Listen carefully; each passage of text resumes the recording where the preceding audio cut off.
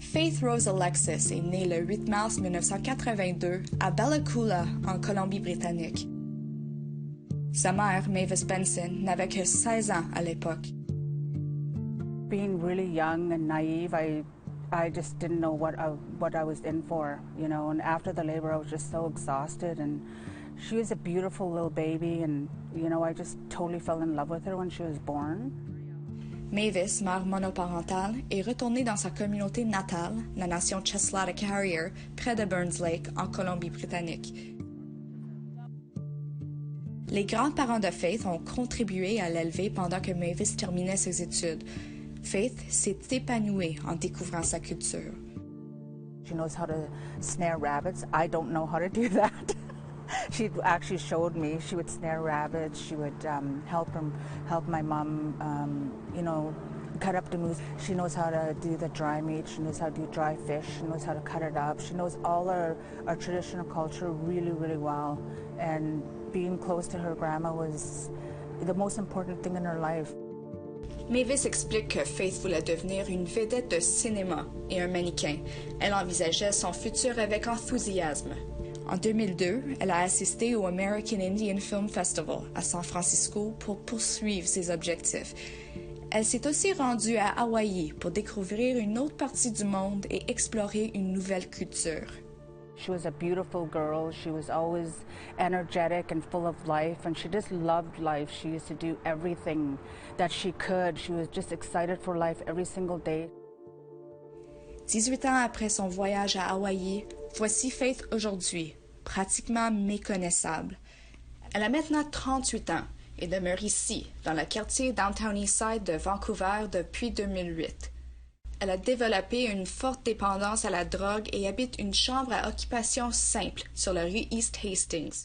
Mavis explique que Faith a commencé à consommer pilules et de l'alcool quand elle avait environ 16 ans, lorsqu'elles ont déménagé à Vancouver. Au début de la vingtaine, elle est devenue sobre et a eu 4 enfants.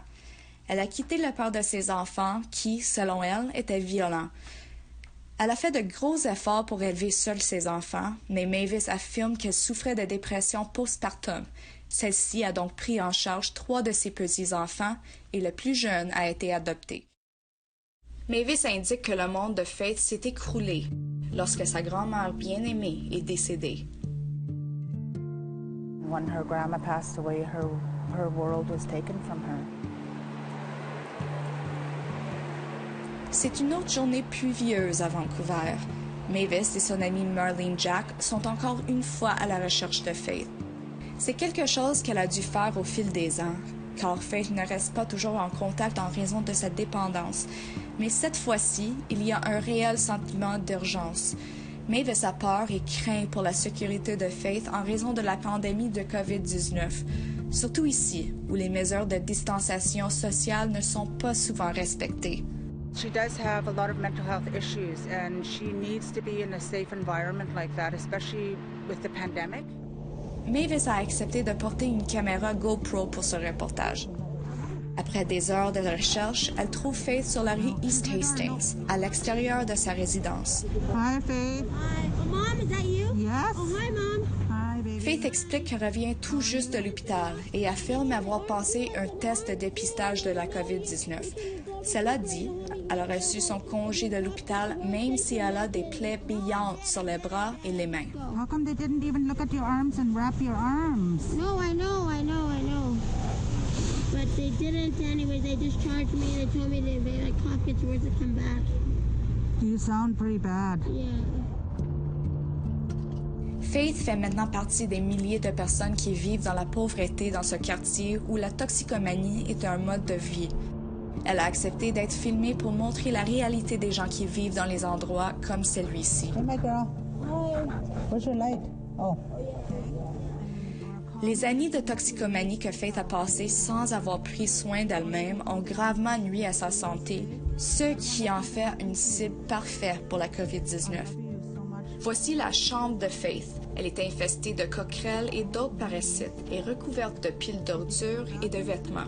La douche est entièrement remplie de vêtements et de débris, ce qui la rend inutilisable. Look at that. Oh my goodness. Fortement dépendante à la drogue et souffrant d'un problème de santé mentale, chaque jour le même but pour Faith, trouver de la drogue pour alimenter sa toxicomanie. La pandémie a tout changé pour les toxicomanes comme elle. Les services de première ligne de base ne sont plus offerts. La politique interdisant les visites fait que Faith ne peut plus avoir recours au body system, ce qui augmente les risques qu'elle soit victime d'une surdose seule dans sa chambre. Mavis espère que la vie de Faith pourrait être sauvée si elle allait se faire soigner. Do you think I'd want to go to treatment? I don't know. What do you think about it?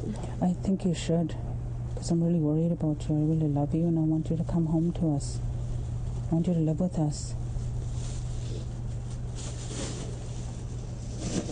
What would Grandma say if she was here? Grandma wouldn't like you down here, would she?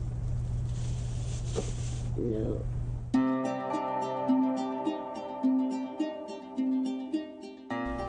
Les dernières années ont été très difficiles pour Mavis. Elle-même survivante des pensionnats autochtones, tout comme ses parents, Mavis craint que Faith ait hérité de sa traumatisme intergénérationnel. Malgré tout, elle affirme qu'elle n'abandonnera jamais sa fille. I just feel like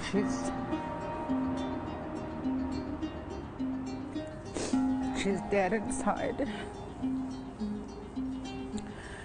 You know, when I go see her and I talk to her, she's just absolutely dead.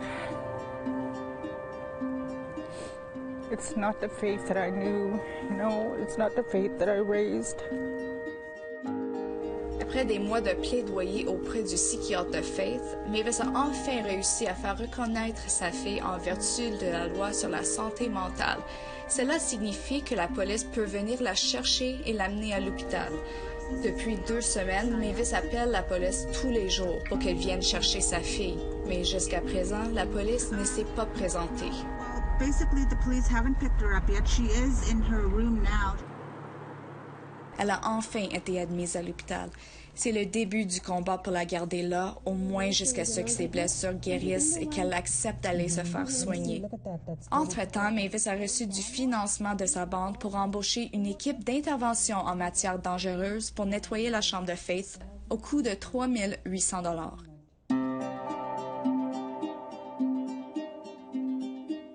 Tout ce stress a durement touché Mavis. I'll never leave her. I just need her to know that. And I'll always be here for her. And I love her no matter what.